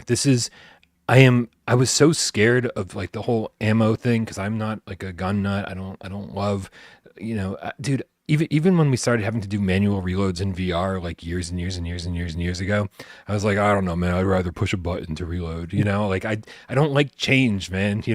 And so getting used to manual reloads, I was like, okay, you know what? I really do enjoy that. And then fast forward to this past week, and I was like, here we go. This is gonna suck. And I kind of think that like every other reload system is sort of bullshit now. Like Into the Radius changed my mind on it. And you know why it changed my mind? Is because there was a horror game that I really wanted to play that said, sure, but you got to learn how to do this, Brian. And I said, okay. And it's because the horror element of this is so good right? Hold on a second. Did I copy and paste it? Somebody in the chat, Butters Gaming, said the sound design makes it a don't shit your pants sim. And I agree, right? The sound design is so good. Dude, I interviewed the developers and I was like, oh, guys, you must love horror. Like horror games, horror movies. What are your influences? And both of them were like, we don't like horror. We don't think of this as a horror game. And I was like, well, you somehow nailed horror without wanting to make a horror game. This is terrifying because they made the reality of dying worse. The prospect of dying here is bad. Like you have to go find your body to find all your shit, like a Souls game. And so like they've really created this hostile environment that is scary to move around in, with enemies that are smart. Once you start seeing mimics that like run for cover and hide behind trees and shoot you from across the map, like shit gets real serious real fast in this game. So like they somehow made a horror game that doesn't have jump scares, but has everything else that you'd want from a horror game. So the atmosphere is fucking awesome in this. Yeah, it puts you in the position where you seriously have to consider your options with every enemy that you notice. And you have such like the map's so big and wide open, and you have all these long draw distances, so you can see these enemies, a lot of them, not all of them. You can see a lot of them from far away, and you have to consider, all right, maybe I can kill that one, but are there 3 other ones that are going to hear my gunshots and come after me? And AJ was talking a moment ago about how you have to go back to the base and prepare for what you're about to do. You have to prepare enemy to enemy, encounter to encounter, because if you get in a situation where you've got 2 and 3 enemies coming after you, the time that it takes you to reload and put a new clip in is just long enough for them to kill you, and you'll be dead, and you'll have to start all over again with no stuff because your stuff's out there on the ground. So literally, even from the very beginning of the game, the loop is you go out there, you take on an enemy, you kill it, you reload your gun. You kill an enemy, you reload. You kill an enemy, you reload. Not only do you reload your gun, but you reload your extra clips. You make sure your extra clips are easy to grab in case you have to grab them quickly. And literally, you're constantly weighing your options. Should I stealth this? Should I fight? I mean, I could kill it now and then it'll be gone until the next wave. But hey, there's only a day left until the next tide. Why am I going to waste my ammo here? I can come back in a day and start killing things fresh. Like there's so much more going on here than you have with a typical shooter or even a horror game. It's just nerve-wracking constantly. And I think that's what I love about it. Yeah. It can be for sure. And yeah, it's like I said, it's very, it can be very intense, very suspenseful. The gunplay is very satisfying, but you're right. Like you cannot just go around just wasting ammunition and because like if you want to make every shot count, because it's kind of a process to reload and everything. And especially, I mean, good luck if you have to actually load bullets into the clips first. Like at that point, my ass is just running away for shelter or climbing to somewhere safe. It's more of a survival in terms of like the action facing side of it versus like the eating and drinking and healing. But yeah, I can see it not being intentionally scary. But yeah, I mean, you're fighting these ghostly anomalies and these look like alien-like creatures. And like sometimes you'll just be walking and you won't even notice, and then you'll just hear a gunfire go off and it'll scare the crap out of you. Because something will be just all of a sudden shooting at you. It does really capture that post-apocalyptic feel. But I love the sci-fi twist to this. It kind of reminds me how like the Solus Project was scary, even though it's not like a horror game. It's just so eerie and atmospheric that it really just can get to you. And yeah, man, having to travel at night, oh my goodness. The first time I did not go well. That was rough. I think it took me like 30 minutes, 45 minutes to go like 10 feet because I was just like, what is happening here? And I had to figure everything out and figure out how to use my resources that you have. And there is a lot of really cool equipment and there's a lot of cool stuff to do. Yep. which can pivot us over to this conversation real quick. I know, like, yeah, I don't want to like refrain from saying like negatives about it. I understand that, I think we've made it pretty loud and clear that, like, at least for me, I'm sure Brian does as well, Wes probably too. Like, I fully recommend this game. Like, go pre-order it right now. Like, it is, if it's your type of game, like an intense survival, like a thrilling survival shooter kind of thing with a really fun kind of Saints and Sinners game loop of go out, mission, loot, and come back, upgrade, and go use your new toys, and it just kind of goes deeper and deeper. It's kind of that same kind of game loop. But one of the negatives is that, some of the quests are they do kind of start to feel like a lot of fetch quests of just go out and find this thing and bring it back and deliver it. And so it's like literally fetch quests. Some people, don't like that. To me, I was kind of like, well, yeah, I wish there was a little bit more variety of exciting things. But the excitement kind of comes from like what happens along the way of you going and getting those things. But one thing I freaking absolutely adore about this game is the treasure hunting for the artifacts. That is a really, really cool thing. That is just, I don't know if you guys enjoyed that as much as I did, but absolutely. You have this this piece of equipment that kind of like beeps as you get closer to things. You can't see them with the naked eye, but you're exploring, and then you'll start hearing it beep, and as you get closer and closer, it'll start beeping really rapidly, and then you flash the little thing or whatever, and then you have this piece of treasure with this artifact, and all these artifacts have different uses. Some of them you just sell, some of them they actually have like abilities, like some can actually heal you, some can do all sorts of things. And I thought this whole treasure hunting aspect was really, really fun. Especially when I found myself in these like different sort of scenarios. There's some like places with like this like this crazy like rock formation, and then there's like toxic waste, and then like all these anomaly hazards going off, and then so you have to throw on the gas mask. And then like I'm like crawling, like I've got a gas mask on, and like I'm crawling up this like rock formation, like in between these like hazards that are going off, and then like I'm like hunting for treasure. There was something really cool about that experience to me that I really liked. Yeah, I've always enjoyed games that really reward you for putting the time into exploring and scavenging. And this is kind of takes that to the nth level because, like you said, there's invisible artifacts here that many of them seem like they're impossible to get to where they're at. Yeah. But if you put your time in to getting these, they're very valuable, and you can use that money to buy supplies that make the more normal aspects of the game easier to deal with. And that's what I like. I like when a game rewards people who are thorough and patient with like maybe you're not the best gamer in the world, but in terms of like fighting or doing these more normal aspects. But if you put in the time and effort into exploring and really gathering resources, you don't have to be the best gamer in the world because you can have extra ammo, or you can have extra power-ups, or more food, or whatever you have. And this game kind of just takes that to the next level compared to other games that reward you in similar ways. Yeah. Sorry, I was trying to do some research while you guys were talking. Yeah. No, this is I'm fucking lost.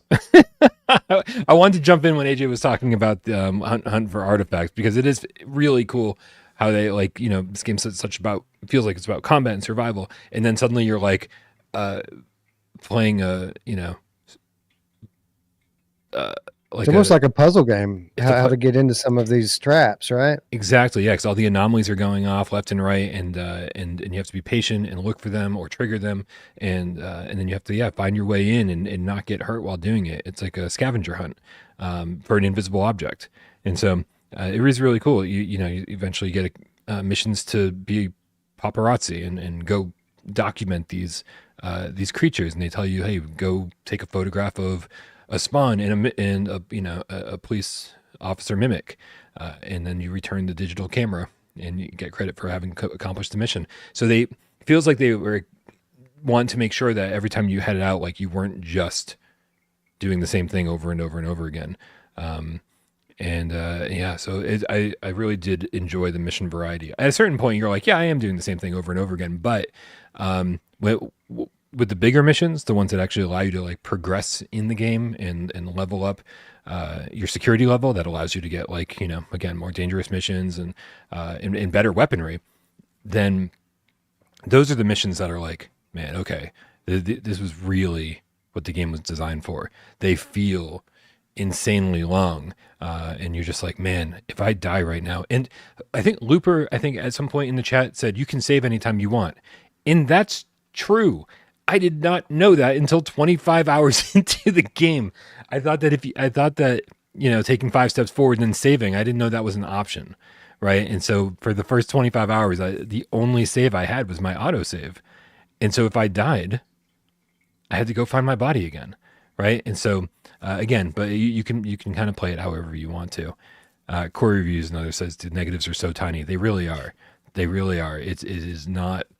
I think that's the best way to summarize it. Is like, yes, this game has some drawbacks, some negatives, like most games do, but the positives far outweigh the negatives here, and there's just a really satisfying fun progression system and game loop, and enough content to you can get more than your money's worth out of it.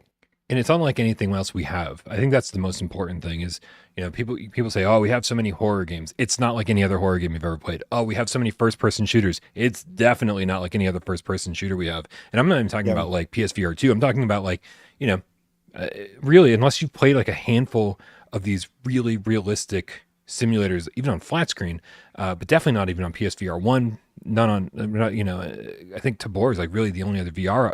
These games just don't really exist. And then when they do, they're few and far between. And so it's special. And, so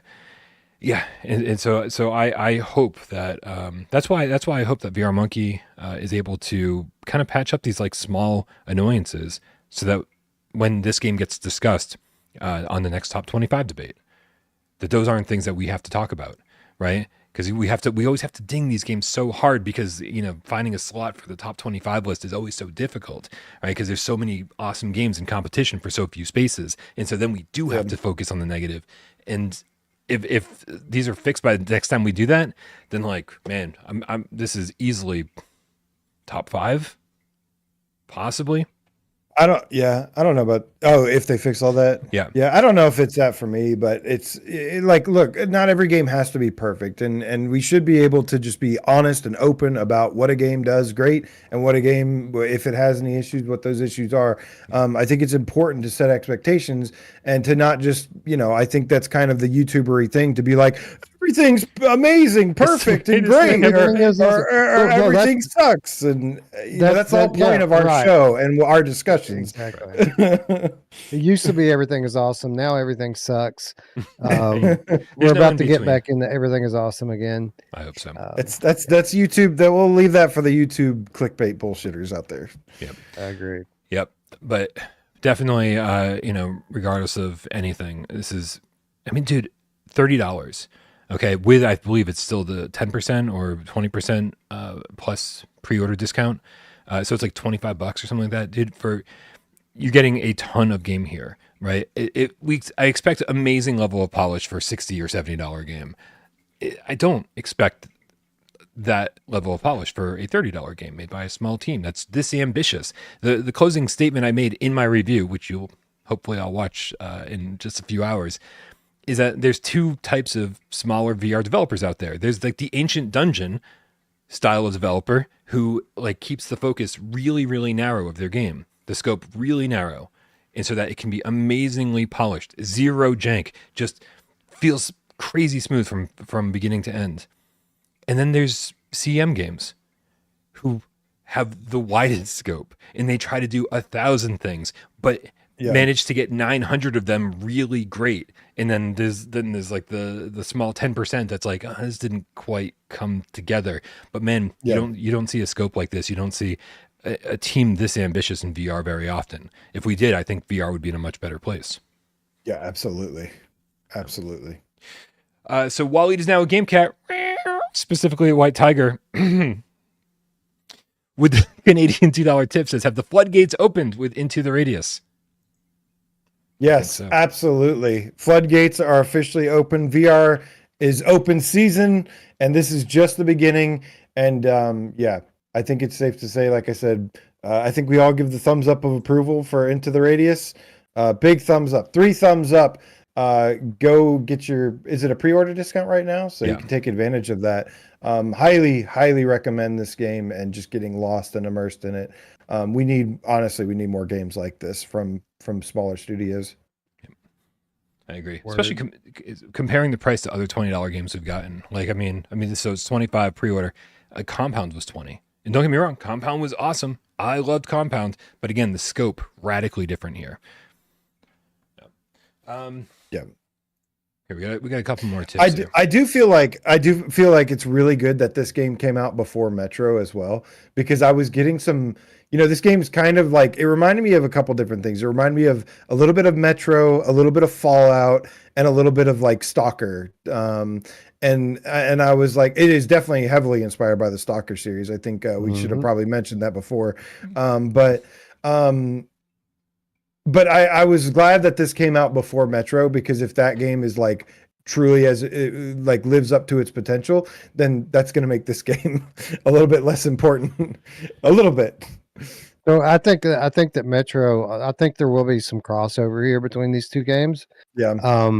But I think while Metro probably in terms of gameplay won't hit the scope that a game like this hits, I think it'll have a more focused scope and be way more polished. That's what I think. There'll be obviously a way more fleshed out story. I think the production value will be quite a bit higher. I think the interactions will be more polished. I think it'll just be a more polished game overall. So that's just my expectation. I got a chance to talk to the developers, and the interview was okay. I don't know if it's going to go up on the official channel or if it'll be like a Patreon only thing. I just don't know if I'm gonna have the time to edit it properly, and it wasn't like super revealing, as far as like the information people want to know. I feel like we covered everything people want to know right now, like way much further than the dev interview went. But one of the things I did ask that obviously is on everybody's mind is, does this mean Into the Radius 2 will come to PSVR2? And they are very transparent about the fact that Into the Radius 2 is in early access on Steam. It will likely be years before that game is out of early access. And so they said, yeah, probably. But like, we're talking about years from now.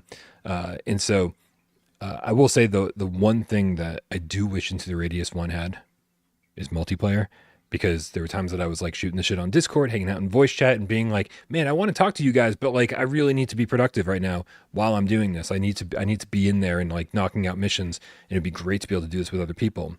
It'd probably be a little bit less scary, but it is something to look forward to when it would be. I wholeheartely agree. It would be really fun with multiplayer, and that's not usually something I do. But on the flip side of that, it is really nice as a single player, escape, kind of game. Yep. I like to promote the idea of simultaneous single player. Like two players playing the same game at the same time in different instances, talking on party chat. Yep. I don't know. You gotta be paying attention to shit in this, though. I don't want to be caught off guard. You don't have to sit and you don't want to have jabberjaws in there with you. Just somebody nice and quiet, like Wes, who don't say much. Like, oh shit. Not sure, Brondo with the $10 tip says, love and appreciate everyone here. Life is good. Yeah, dude, in the chat's been awesome tonight. Thank you guys for being here, keeping us entertained and shit as always. Ace Gamer, the Gamer Cat, with the level 1 memberships. Did you, Ace Gamer joined the membership and then gifted 5 without parole memberships. Awesome. Thank you so much, Ace Gamer. Way to go, Ace Gamer. Awesome Tatum with the level 3 membership. It says, breaking news, sorta. State of play next Tuesday. Get ready. I did ask him. I did ask Tatum to follow that up. Listen, this has been rumored for a long time, and actually following the trends of the last few years, State of Play is in fact on next Tuesday. If it's following the trends of the last few years, one of our moderators, Rypop, has been keeping me up on that, and apparently Jeff Grubb just said that it's happening. So I will definitely be live streaming that. Make sure you guys come watch State of Play with us. With any luck, I mean, all we ever ask is for one new PSVR2 announcement, and hopefully we get that. Might be the Fire Sprites games, Fire Sprites other game, if anything. They'll tell us what's coming. They'll say PSVR2 if there's going to be PSVR2. That's true. Yeah, they are good about that. Yeah. Awesome. This is all good stuff. Into the Radius comes out tomorrow, right? Yeah, man. Unless, well, I guess if you pre-order, it's midnight release, right? Wait, really? Isn't that usually how pre-orders work? They go live at midnight? I think. Have you not been playing on a PlayStation console for the last 10 years? I thought games that were available for pre-order tended to go live at midnight. I don't think it changes the release time though. Is that? It honestly, it can vary. So it is a game by game basis. Traditionally, they would always, when you pre-ordered a game, it would go live at midnight. But there have sometimes been where there's like a clock, like a countdown as well. That's the exception though. That's not the normal. Looper says it unlocks in 17 hours for him. And I don't think this is a midnight release unless your territory just happens to be, because I think it's simultaneous across the board. Okay. So pre-orders up for 17. Yep. So this is one of the different cases then. All right, you guys, you know what time it is. Time for a little 20 questions. Nope. Time for a little 5-minute challenge. I forgot that we changed it. I am the host this time. And I don't know if you guys were here last week, but AJ really went deep. Shit. So I was hoping you wouldn't remember. Oh, I remember. Yeah, every single time I set the show up. This is why you fucking chose to make yourself. You appointed yourself the questionnaire. Questioner. I'm the questioner. I'm just making up words. The weirdest fucking Batman villain ever. Oh no, it's the questioner. It's the questioner. He doesn't actually have any superpowers. He just fucking irritates you and asks lots of questions. Question me this, Batman. Amazing. Yeah, no, trust me. We started the show and the Rongi trailer was playing from last week, so I definitely remembered. And of course, Wes thinks that every time it's time to play the game, it's his turn to host it. Oh, I had a game picked out. I assumed that it would be me today, so I don't even know if it was supposed to. I just remember you saying that, like, it always seems like it's your turn, so I was like, I'll just do it. Last time, I think it's been like 3 weeks in a row now that I haven't had to do it, so I want to speak up more often. All right. Well, good luck, you guys. And if you don't get it, you can blame AJ. You guys know how this works in the chat. These guys are going to need all the help they can get. They have an infinite number of yes or no questions, but only 5 minutes to figure it out. So make sure you ask good questions in the chat and then make good suggestions based on what game it could be, depending on what my answer is. Time to bring up the clock. I still think 5 minutes is too long for this game. Eventually, we may change it to 4 minutes. And then the rapid fire questions will be here. On your mark. Get Des. Go. Is it Dungeon Crawler? I forgot what game it was. Oh, great. No, it's not. I totally forgot what game it was. I got it again. Is it on PSVR 2? No. Is it on anything other than PSVR 1? Yes. Does it use the Move controllers? Yes. That game? That's an excellent question. I don't believe so. No. You are AJing the fuck out of this right now. No. Is it multiplayer? Does it have multiplayer? Nope. First person? Technically. Technically first person. Is it a puzzle game? No. Oh. I say technically first person, but Remember, I said technically Technically. because it's really not. Is it a strategy game? No, Did we ask if this is a puzzle game? I think you It's did. not a Yeah, I puzzle did. game. He said no. Not a puzzle game. 4 minutes left. Are you operating a vehicle in this game? You are. Do you fly? You do. So you're flying. Is there a multiplayer component? You already asked that, didn't you? No multiplayer. No component. multiplayer. Is this realistic graphics? That's not what. I don't think that's what they're going for now. Is it sci-fi? There's a little sci-fi to it, but not. Does it have HOTAS support? Bro, I don't know. Hold on, I'm looking. Did you review this game and the first review you did on it was talking about a lot about a beeping and annoying beeping noise No, what game is that? in space? No, I don't believe that. I don't believe it uses the HOTAS. Okay. Are there kites in this game? No, kites. No. Kites. So it's a flying game that uses it's you're in a vehicle, there's flying. It does use the moves, he said. Does it use DualShock? Yes. Is it a rhythm game? No. Are there pirates? No. No, Pirate Flight didn't have. Yeah, I didn't think so, but Looper said it, so I And had it to all ask it. had, Smart. Always listen to Looper. Yeah. Yeah. Is it a based on a popular IP? Not officially, but in a roundabout way. Ooh. Do you play as a bird? No. I love Eagle Flight. In a roundabout way. Yeah, like so. That's interesting. Definitely not based on an IP, but Flying. Do you control? You said, let's see, sci-fi. Are you in space? Nope. Are you on land? Land? Flying you are- above you are land? Above land, yes. Flying. Is this a Ivanovich game? It is. Okay. Are you flying airplanes? Yes. This has HOTAS support.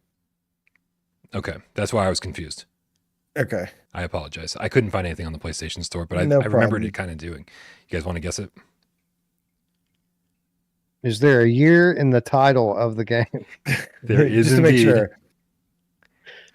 All right. This is 1976 Back to Midway. Hell, Freaking love this game. Yes, coming out. I love this game.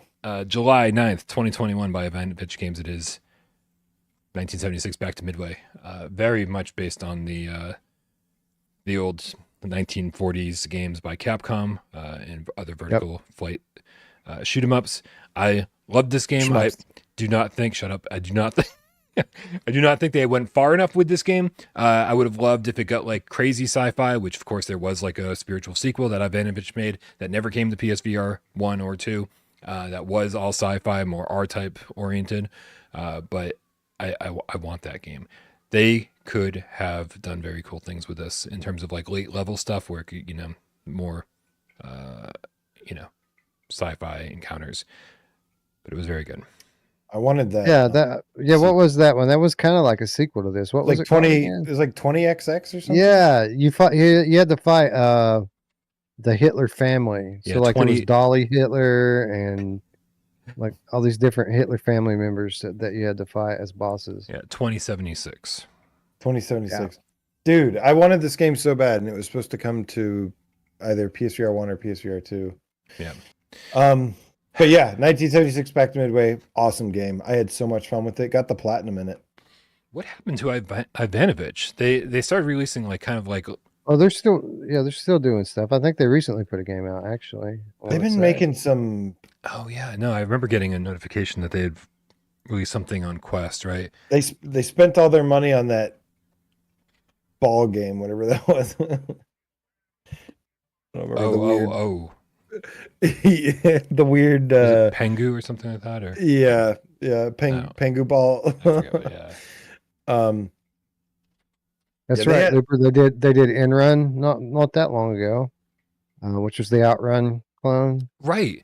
Right, and I'd asked them, like, is it coming to PSVR2? And they were like, we'll see. I was like, come on. And Yeah, I actually like those devs. yeah, big time. I like a lot of their games, even though some of them are misses. I think they're cool developers. Yeah, Pangman was the one I was thinking. It's like a Hangman. Pang. That was the last big. Yeah, Hangman. They had some other. They had some other touring game carts and Beat Blaster. They made some fun stuff. Oh yeah, Operation Workade, son. Yep. That's the one. yeah. Still their biggest hit, I think. They're supposed to have some kind of co-op, like Demolition Derby or something, kind of like Twisted Metal looking game or something like that. Some Really? car. No, I think it was like just some kind of vehicular combat game. But I think it ended up kind of flopping really hard. Nobody liked it. Craziness. All right, you guys, that's it for today. I said to these guys before the show, I was like, let's make it a short episode. We all got shit to do, and it has been now 2 hours. Went by really quick. Yeah, well, when we do one show a week, it's really hard to get it all done in an hour. But be prepared, guys, because hopefully as soon as October rolls around, we're getting back to the 3-day week format, Monday, Wednesday, Friday. And I'm looking forward to that, and hopefully shorter episodes, but more frequently. And it'll be fun. It'll be fun. I feel like I missed that, but cool, guys. Thank you so much for being here. Thank you, everybody. Make sure you go subscribe to AJ's channel and Wes's channel. Don't subscribe to Miles' channel because he can't be here today, and we need to punish him. I'm kidding. The links to everybody's channel in the description below. If we only cover PSVR2 over here on Without Parole, but AJ and Wes cover all VR, and AJ specifically is covering PSVR2 on PC. I only do PSVR 2 as well, Brian. Yeah, sure. It's only PSVR 2. Right. Right, AJ. Right. I'm gaming the system. Yeah. But everybody's making awesome content, and it's just going to get more awesome. The next 3 months are going to be absolutely insane. The tidal wave, the VR Mageddon is here. VR Mageddon. So yeah, so I think the next big releases are beginning of October 3rd. We got about 2 weeks to play Into the Radius, to play Snow Scout, and then we get hit with Metal Hellsinger and Max Mustard on the same day. Oh. It's gonna be crazy. I don't want to tell you guys, but Max Mustard keys are out. So I'm playing Max Mustard. Want to talk about Max Mustard so bad. Can't talk about Max Mustard. But yeah, I'm looking forward to it because on Quest I only played through the first few levels, and now I'm going to play through the whole fucking game. It's happening. Yeah. I played about half. I played about half the game and stopped, so I've got the latter half still in front of me. I can't wait to play Anti-Astrobot. Anti-Astrobot. Yeah. Hey, the only person that's anti-Astrobot is Team Asobi. All right. Yeah, it's Sony. Exactly. Guys, thank you everybody in the chat. Thanks for hanging out with us. Thanks for everybody who helps the channel financially. Patreon.com/withoutparolegames. Everybody who tips during the show, all the members here on YouTube, everybody who helps the channel in their own way, like Rypop, that gets us up on podcast services of your choice, for people who love some oral pleasure. Also, Rody the GameCat Army General, who takes care of timestamps every single episode. It's amazing. He's awesome. Everybody who hangs out, shoots the shit, keeps entertained, blah, blah, blah. I forget what I'm saying. But also, I know there's a whole bunch of you that sit back and watch the show and don't say a goddamn word because, you know what? That's how it is. I was just like you. If you can imagine, there was a day back in time where I didn't talk this much. And so, thank you to all of you. We know you're out there and we love you just as much. I'm quiet. I'm actually like a really quiet person. Up, AJ. I couldn't get you to stop talking if I tried. I could inject you with a sedative and you'd still be like, you did this to me, Brian. You did this to me. Yeah. You only blame yourself. It's always Brian's fault. It's always Wes did this to me. We're just passing the blame at this point. I don't know what's happening. I didn't do it. I'm sorry. I have to speak up for myself here. It was not me. Okay. I came here to try to make it better. But, well, we appreciate your trying. Whether you succeed or not, it's a different story. I'm sure we got a participation trophy somewhere in the back we can dust off for you. Thank you. Anyway, guys, precipitation. Let's get out of here. I love you. Before we do, clip of the week. from Or Seek the Game Cat. Or Seek!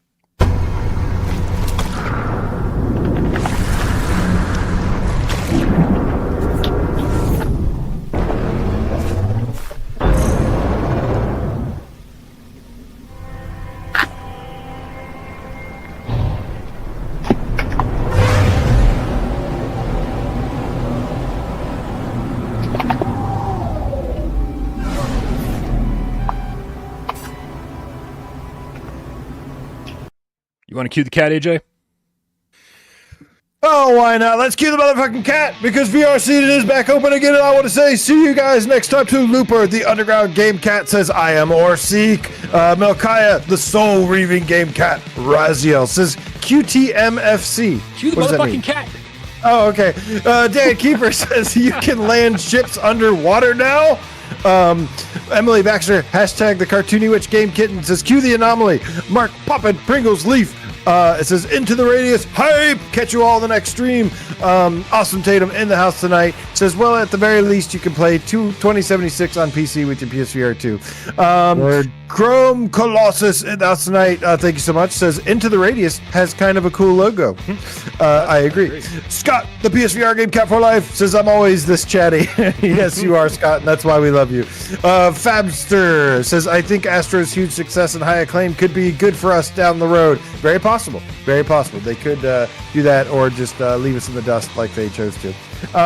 Bambino Ramos says it's not coming to PSVR 2. Stop hoping. I will never give up hope, Bambino. What never. game is this? What was he talking about? I have no idea. Okay. He's either talking about Astrobot. 2076 or Astrobot. Game Cat Behemoth, love you too, bro. Mark Smith, later, homie. The Fenner PSVR 2. I refuse to read your anti. I am boycotting that. You're censored. We do not talk about Astrobot and how good of an experience it is without VR. Yeah, Astrobot's so good. Can we talk about Astrobot? I've been playing Astrobot. I'm sure it's really good, but I'm boycotting it. Guy Son, fist bump to you. VR Demon says still support you guys. Have a good day, fellas. Thank you, VR Demon. Yeah, been around for a long time. Flippy Nuggets, love that name, says peace out, kids. Duggars _K, cheers, guys. TGK2, thank you so much, but I refuse to acknowledge that you saying Astrobot is so good. Secrets of Good Night, Jack Call says highly recommend playing all these. What have we become, guys? What are we? Who are we? We've lost our identity. We've lost our identity. You've lost your identity. I am boring, and I will never change. Mind Jive, see ya, man. Elvert in the house tonight. So many cats here, man. Nick Mulo. Wow, thank you guys all for showing out big tonight. Let's go. Happy VR season. We back, baby. We back. We're just getting started. Yeah, Tatum sent me the Video Games Chronicle article. It says Giant Bomb reporter Jeff Grubb said on September 12th, holy shit. They expect Sony to, that was last week, to expect hold a state of play in 12-ish days, and you double down on that in another podcast on Wednesday. Sony's state of play is almost certainly happening on the 24th, he said today. If they do hold a state of play presentation next week, the event could be used to announce the long-anticipated Horizon Zero Dawn remastered, which is recently rated by the ESRB. Grubb also said he had heard another PlayStation remaster that's in the works, which is even less exciting than Horizon Zero Dawn remastered, and it could be revealed at next week's event too. PlayStation's upcoming releases include Lego Horizons, Bungie's Marathon, which is reported targeting a 2025 release. The last state of play took place in May and featured titles including Astrobot, Concord, Dynasty Warriors, Origins, Monster Hunter Wilds, and the PC version of God of War Ragnarok. Was there no PSVR 2 title in the last state of play? I think there was Aliens and Behemoth. Yeah, I feel like you're right. So hopefully it was Metro, wasn't it? Oh yeah. It was either Metro. No, it was Behemoth, where we got the new look at Behemoth. All the events just seem exactly the same. Like there's just like a bunch of new videos popped today. It's like maybe it was I don't remember. It was Behemoth and something. Legendary Tales was one of them. That was the last time? I think it was Legendary Tales and Metro. No, dude, that was from like February, homie. Yeah, Legendary Tales came out like that was before the game launched. It was Aliens. It was Aliens and Behemoth. Okay. Well, hopefully, listen, I would take, even if it's not a new game, I would take like an extended look at like Aces of Thunder, right? That would be cool. But I'm really hoping for a new PSVR2 game. I think that'd be great. Yeah, something new would be cool. Fire Sprite. Or not. Right. Wait, yeah, Fire Sprite. Give it to us, Fire Sprite. Do it. Doesn't even have to Yeah, come we out get soon, some man. for, Like I don't even want like a first party or a new Capcom game to come out before, before 2025, right? Because again, the next few Yeah. months are so chaotic and over the top. It's like, well, no, like just don't worry. Let the Yeah. next few months breathe, and then we'll get something new from Sony next year. So we're good.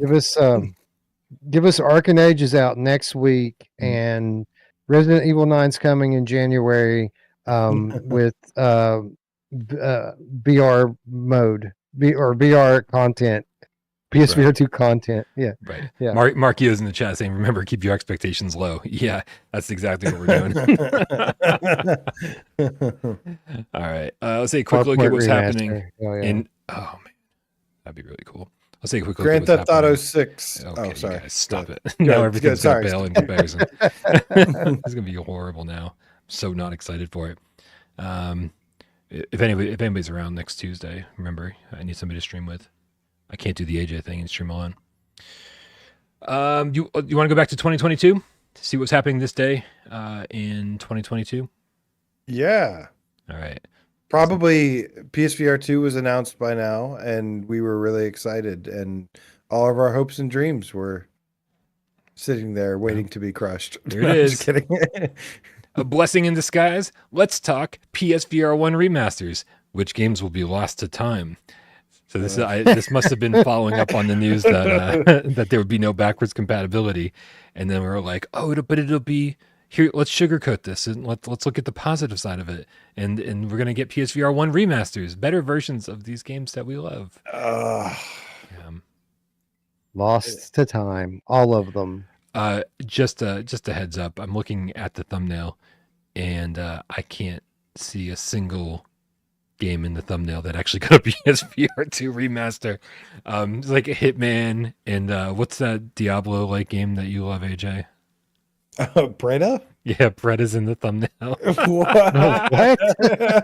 Right? Like, there's no way in hell it just made for a good thumbnail. You definitely did, yeah. Well, it's like the other headline was which games will be lost to time, and Preda is 100% going to be lost to time. That is true. Preda was lost to time before PSVR1 generation was over. Yeah, this is true. Yep. Don't remind me. It's okay. We got Legendary Tales, and it's way better.